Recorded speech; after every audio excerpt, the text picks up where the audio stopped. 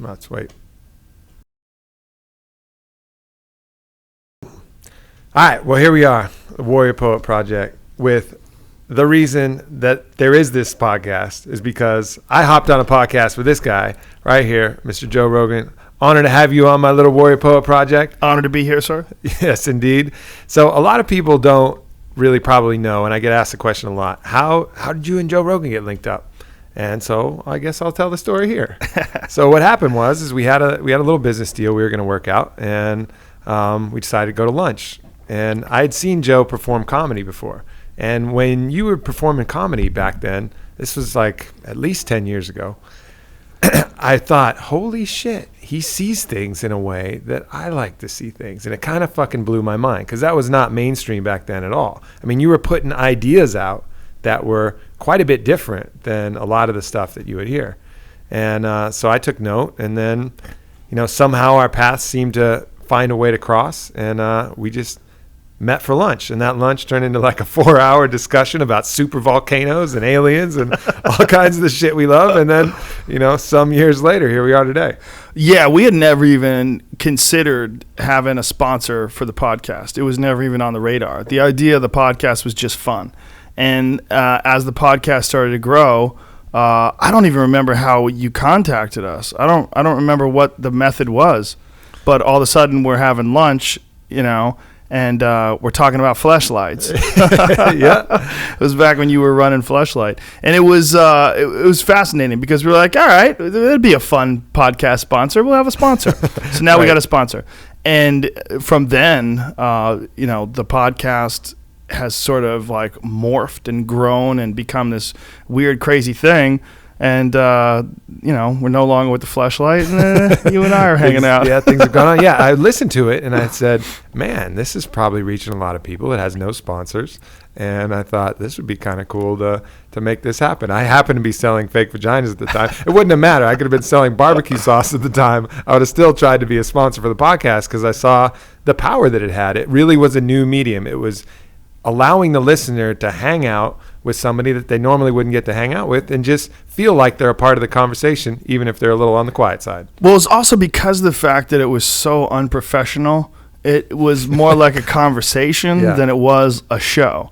And I think that's what people liked about it. People liked because they felt like they were in on a conversation as opposed to some sort of a show, because that was the number one criticism we got when we first started doing it. Like, oh, God, sloppy editing, and these guys, they don't care about it. They're not even caring. This is just so poorly thought out. Yeah, terrible. We're not thinking about it at all. We're just doing it as we go along. We're banking on the fact that it's better to have an actual real conversation and actually have opinions about things that you haven't rehearsed. It's better to have that than it is to have some sort of a pre-planned out monologue and canned questions and just some kind of pushing an agenda. Morgan bullshit. Oh yeah, did you see the video where Chelsea Handler owns I just Piers saw that. Morgan? That's just what I saw. I love her. And it reminded me that all those questions. And I do podcasts all the time. I have a hard time saying no to podcasts just because I have a soft spot. So it'll be anybody with some kind of recorder or their cell phone up to the regular phone recording, and it'll just be question after question, and some of them get kind of brutal, but I know they're trying to push it out there. But I like the way you did it, and you finally broke me this last time of getting to the point where I had absolutely no idea in hell what I was going to talk about. You're like, come on, let's do a podcast. I'm like, Joe, we just did what I have nothing to say. You're like, don't worry about it. I was like, okay, fuck it. Well, you can't go in there wondering whether or not you're going to have something to say, because there's always something to say. Yep. If that's the one thing I said to you. Like, we're not going to run out of things to talk about if there's no microphone on. Yeah. Right. Indeed. So why would we run out of things to talk about because there's a microphone on? There's too much out there in the world today. There's too much material, too much information, too much going on. The idea that you wouldn't have something to say about something is crazy. Yeah. That's like, I can't breathe anymore. There's no more air. There's plenty of air. There's plenty of information. There's plenty of topics. And it was one of our best podcasts. Yeah, no doubt. They've all been great. They've all been great. I think, going back to those very first ones, I forget which number it was. I know like 127 was the ayahuasca story, but then earlier on it was Chris Marcus podcast back then, way back in the early days. And those were really interesting, man. That was the first time, where I had gone through and done something, and then all of a sudden I had Twitter followers. And I was like, oh, shit, look at this. This is weird. Yeah. It was really kind of a wild experience. And then, being a part as it's all gone through, it's now a force of nature. Like it's out there. It's its own beast. It's totally its own beast. I just get out of the way of it. Mm-hmm. I guess I call myself the conduit, so that's what it is. I'm sort of like an antenna that picks up the lightning, and I have this guy on and that guy on, and I schedule people that I find interesting, and I just try to bring in people that I want to talk to. That's all I try to do, and then get them in there. And I had a guy on, Peter Giuliano, the other day, who is a coffee expert. Mm-hmm. People are like, you're gonna fucking talk about coffee for 3 hours? The dude was fascinating. Yep. I mean, he was the perfect guy for it too, because he's just so into tastes and cultivating these different beans in different climates. And I found out there's like 5,000 different types of coffee in Ethiopia, and only like 30 worldwide other than that, and that they all come from Ethiopia, and that's the origins of coffee. And like talking to this guy who was like a real coffee expert and a total coffee geek. It was amazing. It was fascinating. And I've got, I don't know how many Twitter messages say, I thought this was going to suck. This is one of the best podcasts you ever did. And that's awesome. It's because, it's because the guest was amazing, but also because these are things I'm interested in. Yeah. I'm interested in stuff. If I can get an astrophysicist on and we could talk about quantum theory, I will do that. I mean, we did that with Dr. Amit Goswami, and it was one of the most confusing but equally fascinating podcasts too. It's just the idea of not having anybody else to step in the way, and to get this sort of singularity of idea that you can get from a podcast, the singularity of a vision, like one person's conversations with people. Mm-hmm. It probably should call, that's what I should probably call it, instead of the Joe Rogan Experience, Conversations with Joe Rogan. Yeah. Because that's really what it is. Sure. It's just, I'm the only constant, and just bringing people in that are interesting. And I think one of the things that makes it interesting to everybody is you're genuinely enthusiastic about a lot of things. And I think that's one of the great attributes that you have is, even no matter what it is, you really get passionate and fired up about it. Archery, pool, coffee,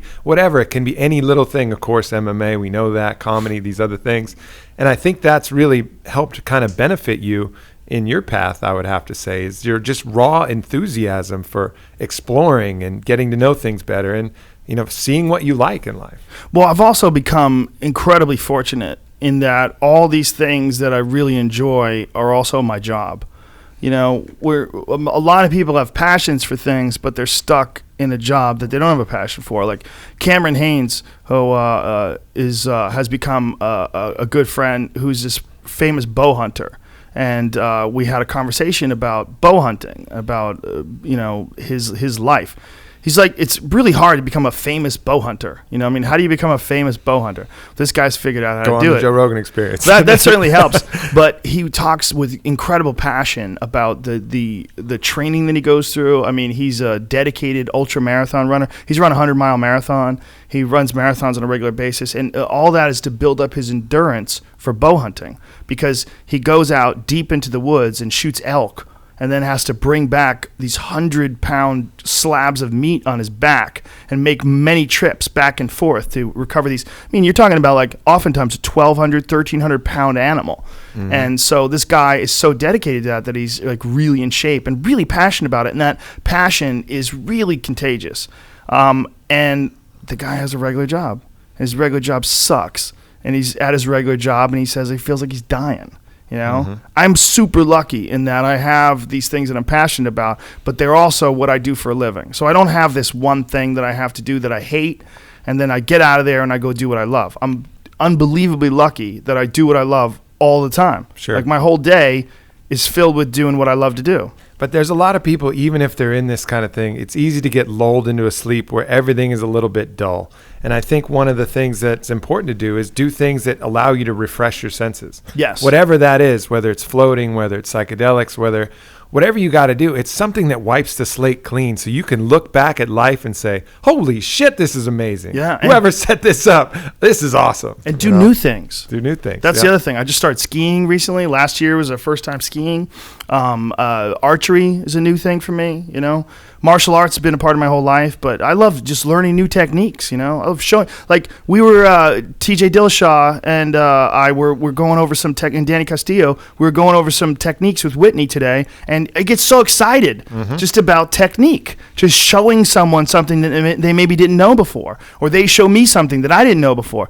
I love learning things. I love showing people things that I've learned, and I love learning things. I mean, I think that that's one of the coolest things about communication is that we could share information. We could share things that, you know, there's people out there that their whole life is spent studying something with deep passion that you've never even heard about. And then you stumble upon them and you're like, what? Salamanders? What kind of salamanders, man? And the next thing you know, you're on a fucking salamander journey, and you get excited about salamanders too.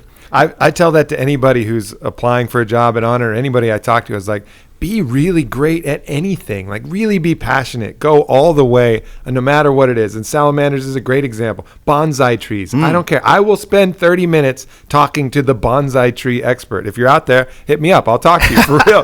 Like, whatever. If you have any niche, it's like, oh, that's really interesting, you know. And you always find out these cool things that you never would have thought of. Did you see Jiro Dreams of Sushi? No, I didn't. It's interesting. It's very, very interesting. I don't want to live that life. But this stoic existence of repeating the same thing over and over again until you achieve ultimate mastery of it. And that mastery is just making sushi. You know, I always looked at sushi like, oh, you cutting fish and putting on rice. What are you doing? You spend your whole life doing that? But when you watch that movie and you see the dedication involved in what this guy's done, it's really humbling. It's very humbling. I mean, he's in his 80s, and he's been making sushi his whole life. He has a 10-seat restaurant in a Tokyo subway station, and they're booked up for months in advance. Yeah, that's very much an application of Zen that, you know, the Japanese kind of, I don't know if they necessarily originated, but it's certainly been associated with their culture for many, many years. And it's fascinating to look at that. I mean, you can apply it to archery, apply it to sushi. One of the classic things you apply Zen to is flower arrangement, how to put flowers properly in a vase. And they spend years of their life dedicated to that. Me and you probably go, oh, nice flowers. You know, never see it, but they would look and understand the Zen of it. You know, like being in the moment, the tea ceremony, how to whisk the matcha, how to pour it. And it's really kind of attractive when you see someone putting that much care into something little. Yeah, you can see what it is that they get enthusiastic about, and that sort of is very contagious. You know, a lot of times it's things that I'm not interested in, like sushi. Right. You know, I mean, I enjoy sushi, but I have no desire to become a sushi chef. But occasionally it's something that I am interested in, like bow hunting. And they go, oh, wow, I want to do what this guy's doing. Yeah. This seems like this guy's having fun, you know? And then one of the attributes that you have that I think is great for other people to apply is when you like something, you go deep. I mean, you're in it. You just recently picked up archery, and you're already going deep. I mean, your house is littered with tools and implements and things like that. Bows are strung out everywhere. There's targets in the lawn. You know, chickens are walking by. You're shuffling the chickens away and shooting targets. You go deep. You go in. Yeah, I don't believe in half-assing things. This life is short.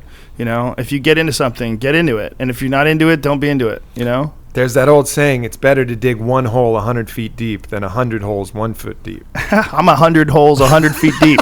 I'm retarded. I when people say that they're bored, oh, I'm so bored, I don't know what to do. I'm like, oh my God, I've never been bored ever. My problem in life is I have too many things that I love doing. That's my problem in life. If I could be a race car driver, and if I could compete in jiu-jitsu tournaments and do stand-up comedy and do commentary for the UFC and play pool professionally, I mean, I would just keep going. If I could just live a bunch of lives simultaneously, then I would be satisfied. But I probably wouldn't even be, because I although I love doing all these various things, I don't think I want to do any one of them only. One of the things that I like is that I think they all feed into each other. Yep. I think podcasting feeds into comedy, and comedy feeds into commentary. Commentary feeds into my knowledge of martial arts. Martial arts feeds into my ability to control my ego and relax my body and control my discipline and encourage my body to do things that it doesn't want to do, strengthening my resolve. Like, all those things are connected. They're all connected. One of the interesting things, and the whole concept of the warrior poet, is the ability to do things that are usually seen as opposites, the warrior or the poet. And so the idea and the whole concept of the philosophy is that you don't have to be one or the other. Yeah. And you were one of the few people that we saw, and something that constantly amazes people is that you're very much ostensibly from appearance in that warrior archetype. Ex-world champion, Taekwondo fighter. Yeah, I was never a world champion. I won the U.S. Open. Right, U.S. champion, U.S. Open champion, Taekwondo fighter, and big in MMA, Jiu-Jitsu black belt.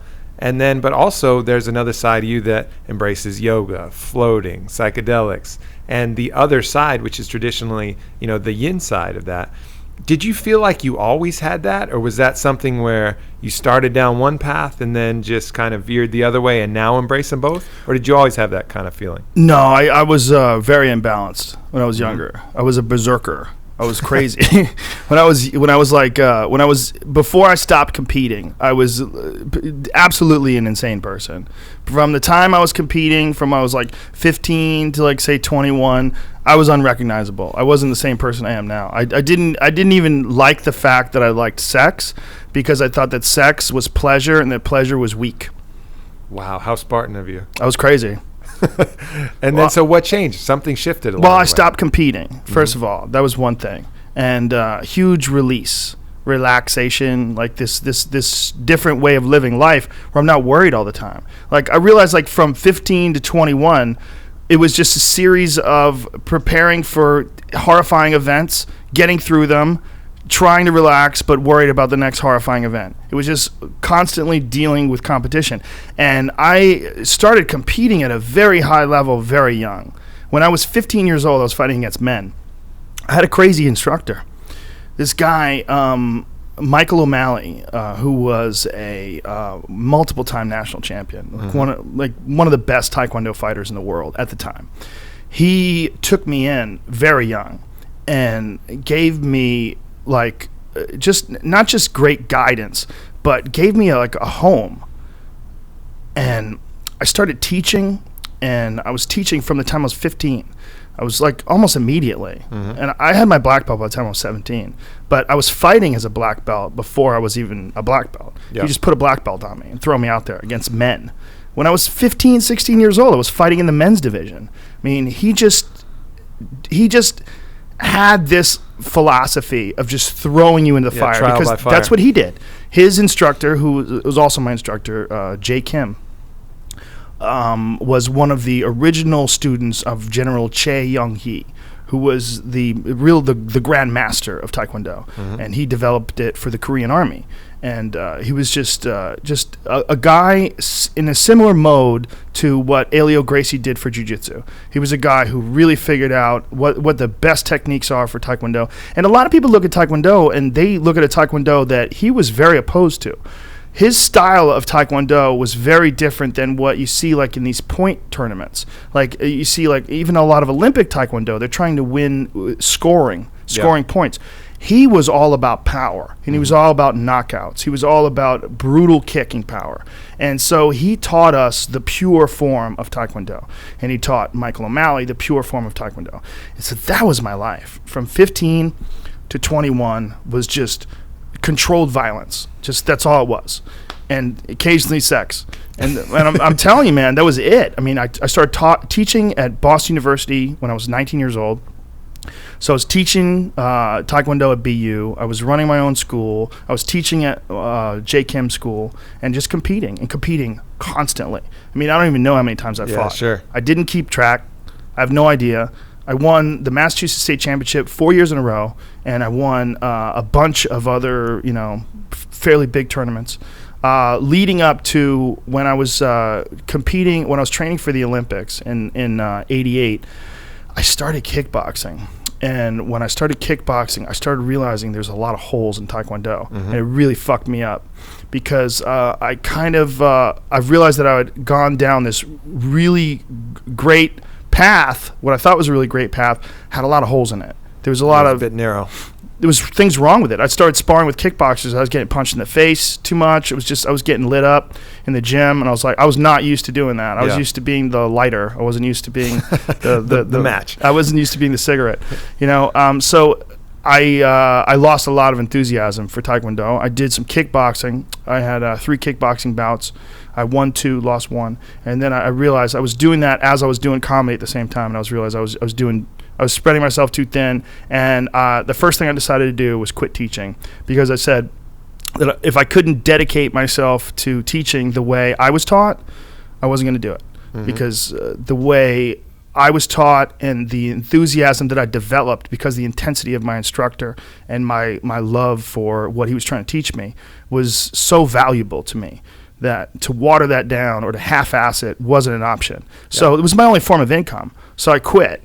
I mean, I delivered newspapers as well, which I made like a couple $100 here and there as like a side gig, because I'd always done that all throughout my competition days. But I knew that there was, I had to quit. I had to quit everything, and then I just dove into comedy. When I dove into comedy, a bunch of things happened. One, I all of a sudden in doing stand-up comedy, I had to worry about what people thought of me. Which was completely not a concern when I was fighting. Yeah. Matter of fact, I wanted them to not like me. Right. Like I wanted to, I would do things on purpose so that people would not like me, so that they would worry about me. It would be an advantage. So they would think about me. So they would, there would be some sort of tension between us. Sure, and you got it to be effective. You have to be absolutely, you have to have complete disregard for everybody else watching almost. Yeah, you have to be the other way to think. You have to be a crazy person. to be a really high level fighter, I really believe there's a type of insanity that I don't want to say that I was ever great, because I think I'd never even reached my potential, because I stopped fighting when I was 21. 22 maybe. Maybe I had my last kickboxing fight when I was 22. Somewhere around there, 21, 22. I don't think I was ever great, but I was on the road. And if I kept on that road, I would have been an insane great person. And I think that insanity and greatness are next door neighbors, and they borrow each other's sugar. That's my that's what I've always said. There's something about mastery, like true mastery, that requires you to shut off massive areas of your life, personal areas, relationships, education. My education was a joke. I mean, until I was 21 years old, until I started doing stand-up comedy, I didn't read books. I mean, I might have read a Stephen King book here and there to kill time. I was on the train on my way to training, but there was no desire to educate myself. If I was educating myself, it was maybe reading the Book of 5 Rings to learn better strategy, to be a better fighter. That was all it was. So then at some point, you throw yourself into comedy, but still there's that whole other aspect that you had to develop either consciously, or did it just come from learning and being around and just kind of develop organically? Or was there ever a point where you said, I'm a little out of balance, I need to go the other way? Well, I realized I was a flawed person for sure. And I think in realizing that you're a flawed person. What helped you realize that? Just fucking up. Just being an idiot, realizing, girls would get mad at me, or maybe guys would get mad at me, whatever it was. I realized that I had flaws, I knew that I was, and then also failing at comedy. One of the hardest things to do is to go from being really great at something to sucking at something. And that's something that you suck at is now your path, and that's what I found myself in comedy. Like, I could get laughs every now and then, but I knew I wasn't anything special. I knew I was terrible. And there was something exciting about being terrible, because I had potential, because there was potential for growth. If you start doing it and you're great at it, like naturally, like maybe I wouldn't have had the motivation to do it as a living for 25 years like I've done. I don't know. But at that time, making that transition from martial arts competition to being a comedian, that's when I started going down the road of balance and started trying to balance myself as a person. And I started trying to almost educate myself to have more things to talk about on stage. And then along the way, my curiosity started to blossom. And then I started to just be interested in things for being interested in them. And as I got better as a comedian, I became less worried about what other people thought about me and more worried about just improving and keeping this sort of momentum going. And as I relaxed more, in having some success in life and sort of not worrying about bills as much, not worrying about my future, then I started to explore altered states of consciousness, and then I really started opening up the door to the whole yin and the yang. So the altered states of consciousness, psychedelic experiences, that was kind of an accelerator for something that was already in process. Definitely. Yeah, definitely. I mean, I was trying to do it with meditation and yoga before that. And it's a challenge just doing that alone. When you have it, for me, people ask, well, why do you need that? Can't you do it with meditation and yoga? Sure, you can. But for me, it's like saying, you guys, you have a place to get to. Just go there. And you're like, well, what's that place like? And you're like, well, I don't know. Yeah, I can't really describe it. Yeah. And they're like, but just get there. And you don't really know where the fuck you're going until you've done a psychedelic, and then you're like, oh, yeah, that's the place I'm trying to get to meditation. Oh, after you do a float tank, oh, yeah, that's where I'm trying to go. That's how I want to feel after I'm done doing yoga or some of these things. So I think it's a really useful tool to show you, hey, this is where you're headed, buddy. And then you can get there a ton of different ways.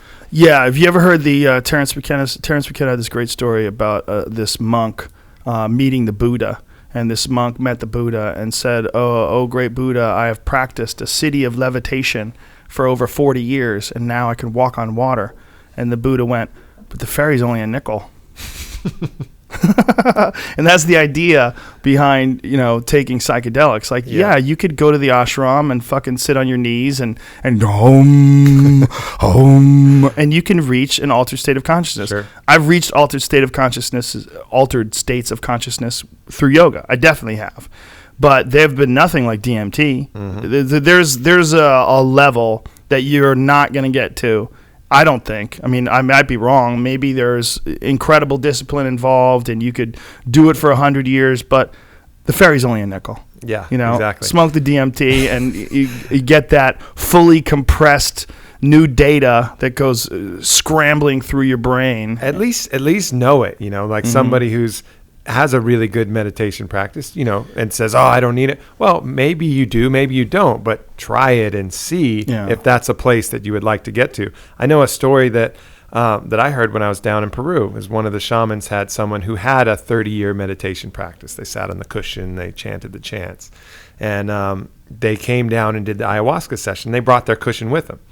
After their ayahuasca session, they go up and they give the shaman the cushion. And the shaman says, no, I can't take this. You've sat on this for, you got 20 years of miles on this cushion. He's like, man, most of the time I sat on that cushion, I was just trying not to think about sex. And he's like, after taking ayahuasca, now I fucking get it, And so I'm sure his meditation practice was better, but it was kind of a symbolic gesture of like, hey, you really fucking showed me something here. Yeah, and by the way, there's nothing wrong with thinking about sex. It's a part of the whole thing. It's part of the whole life. It's one of the beautiful aspects of this great big picture. The idea of like this stoic guy in orange robes sitting there doing nothing, it's kind of preposterous.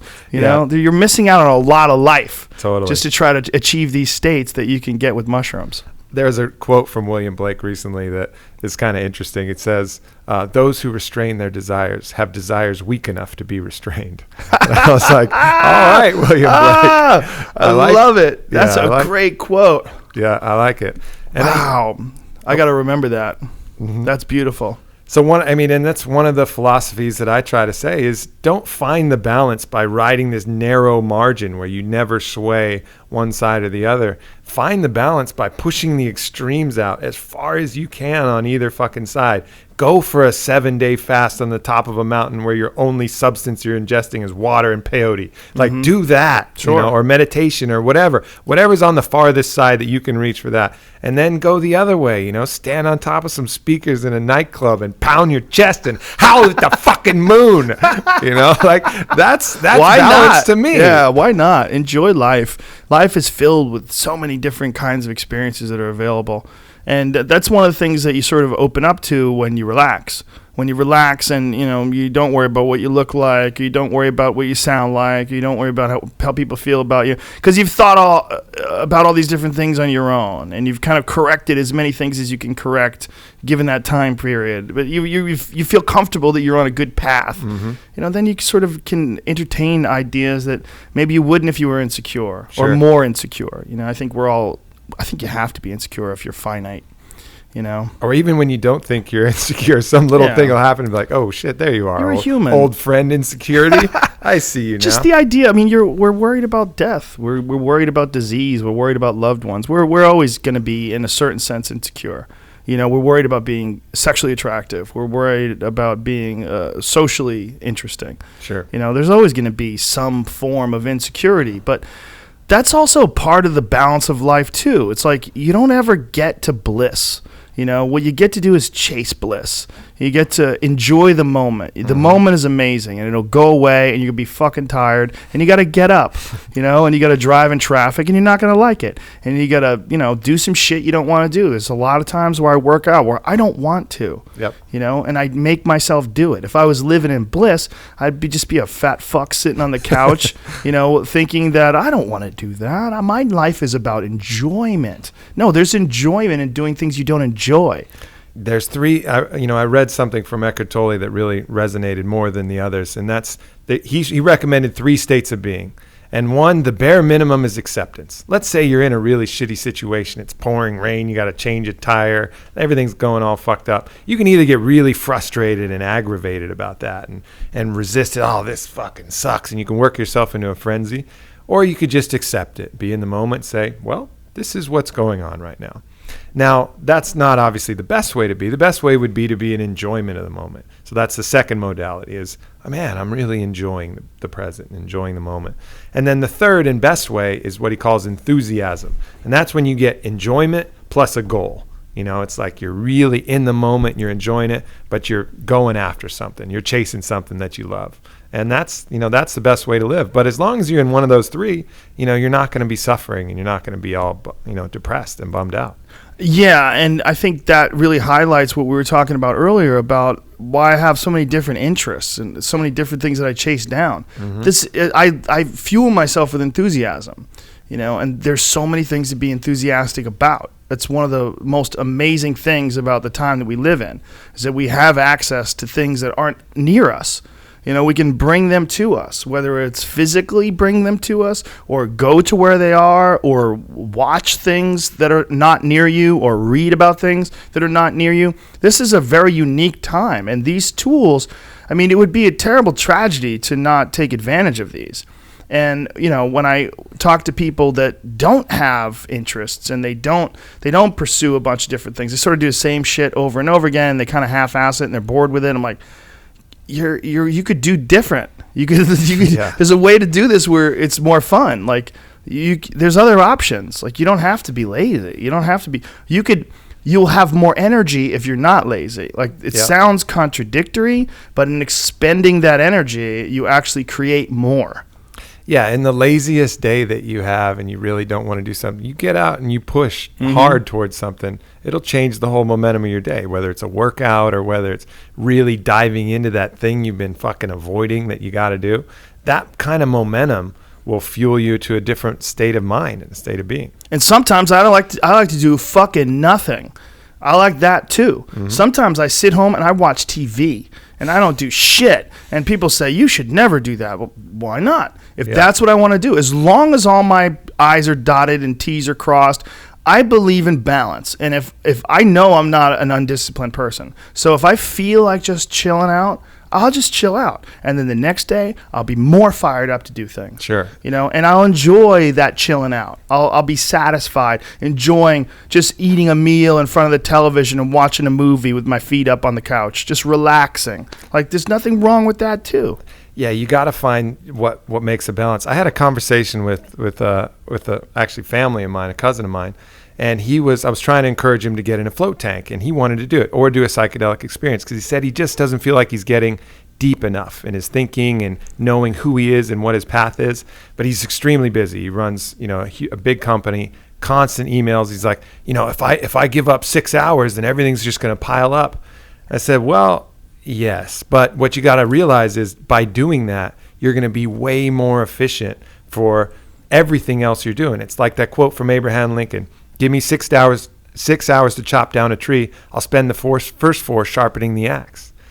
It's doing things in a way where, if you take that time to get yourself right, you're going to be way more effective in what you're doing. Cut through all the bullshit in half the time, and that momentum is going to carry you even further.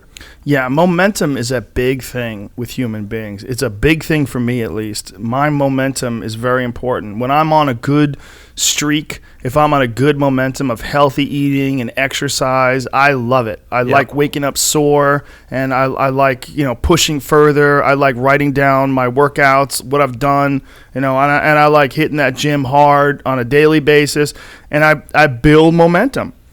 And I find that when I do that with writing, whether I do that with performing, whether I do that with anything, it just gets everything going. It just creates energy. Mm-hmm. And so being lazy robs you of energy.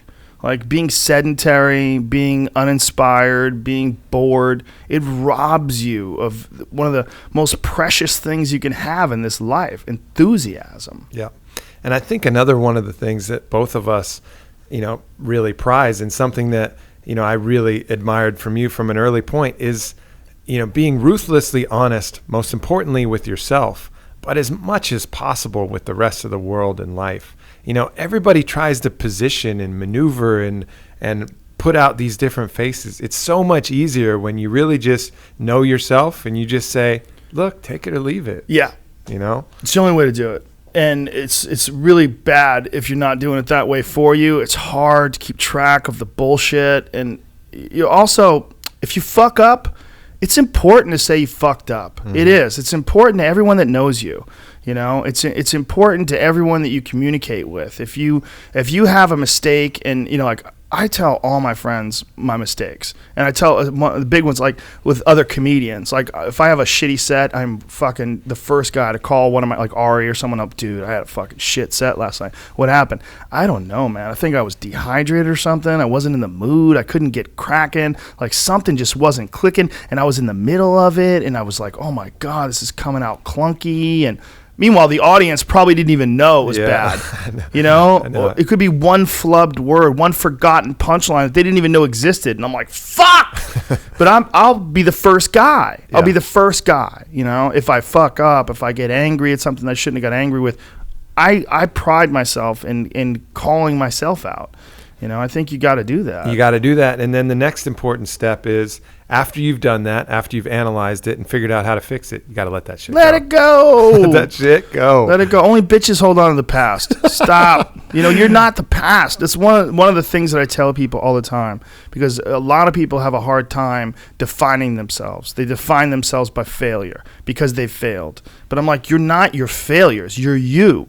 Okay? Your life is a series of lessons you've learned. Now, if you just dwell on the failures, like that's not healthy. It's not smart, and it's not empowering. What you got to do is look at those failures and go, well, now you know what not to do. But you're not that. You're you. You could have done the stupidest fucking shit ever, but it's not you. That's not you. You're a different thing. You're the being that's experiencing all these failures. And if you know that they're fuck ups, then you've learned. Okay? If you repeat them over and over again, well, then I can't talk to you. Yeah. If you keep going back and doing the same stupid shit over and over again, well, you got a deeper issue. I don't know what it is, but I don't have the time. Right. Good luck. Yeah, deciding that you are who you are right at this moment. I think there's a quote from Heraclitus that says, "No man steps in the same river twice, for it's not the same river, and he's not the same man." Ooh, that's two fucking home runs by Aubrey. I got him, man. I got him going today. Those are good. But that's a good one. That's the truth, because the universe, the world is changing, your environment's changing. All of that's different. The river has changed. And you as a person are different than that person that made that choice, because you made that choice. Every second on the bleeding edge, you're slightly different than the second before. And you can decide at any one of those points that say, that was the tipping point of me being something different. These changes, people think they happen in these grand movements, but really the tipping point effect is you just got to get over the hump to be something completely different. And that can be a fraction one thought, one action, one deed, and you're completely different. I heard Tony Robbins put it really well once. We was talking about changing your path, that if two people are on a parallel path, like say maybe you're in a boat, two boats are on a parallel path, and one takes just a 2-degree turn to the right. Over the course of time, they'll be so far apart from each other because that 2-degree turn, will continue forward in that direction, whereas the other one will keep going in the direction it was going in. And just one little change like that can make a huge impact in the future of your life. The problem with a lot of people is they make a little turn and they turn back. Make a little turn and turn back. I was eating real healthy for a while, then I got fat and I quit the gym. Stop smoking cigarettes. But it's almost like as soon as they touch back to the right path, they're like, sweet, I can blow it now. Well, people get scared, and there's comfort in patterns. When you have a pattern, even if it's a bad pattern, like shitty food or cigarettes, that pattern is kind of your friend. You get accustomed to that feeling of lighting that cigarette up, taking that deep breath and just saying fuck it, inhaling that smoke and feeling that old friend nicotine race through your veins, and you're like, all right, I smoke again, so I smoke again. And I don't know how many people that I know that have done that. I've seen it over and over and over again. And that's not just a physical addiction. It's certainly a physical addiction, a very difficult one to kick, but it's also a path. It's a path that's cut deep into the grooves of your psyche, and like a little marble, it falls right in that slot and goes rolling nice and smooth. Yeah, and it doesn't even have to be cigarettes. It can be relationship patterns. It can be different drama that you feed off of in a relationship that you can't seem to ever get away from, no matter who you're with. Could be gambling. And could be anything. Yeah, exactly. And one of the reasons why these psychedelics are showing so much promise in helping people cut these either bad behavioral patterns or bad physical addictions is they give you a moment to reflect where the rest of that noise just shuts the fuck up for a second. Yep. And it's like everything else gets quiet, and you can say, oh, what course am I on? And do I want to be on that course? Is that the best course for my authentic self? And every once in a while, getting that moment is so huge, so crucial, however you do it. It's so huge, and it's so incredibly attractive when you know someone that's doing that. Like, you want to be around them. When someone's on a good path and someone's healthy and positive, like, you're gravitated towards them. You gravitate towards them. They're magnetic, because we all kind of want that, but we can't do it on our own. The way you get there is by all the lessons of all the people that have walked all the footsteps and fucked up all before you and wrote it down or talked about it or talked about the positive things that they figured out, talked about the inspirations that they found worthwhile. And then we all feed off those, and then we carry them on to other people. And like herpes or whatever the fuck it is, it just spreads. The positive herpes. The positive herpes. That's the name of this podcast. Positive herpes. Yes. That's my new album. Positive herpes. Available Would be on a iTunes. good band name. It's not a bad name. Yeah, it's pretty good.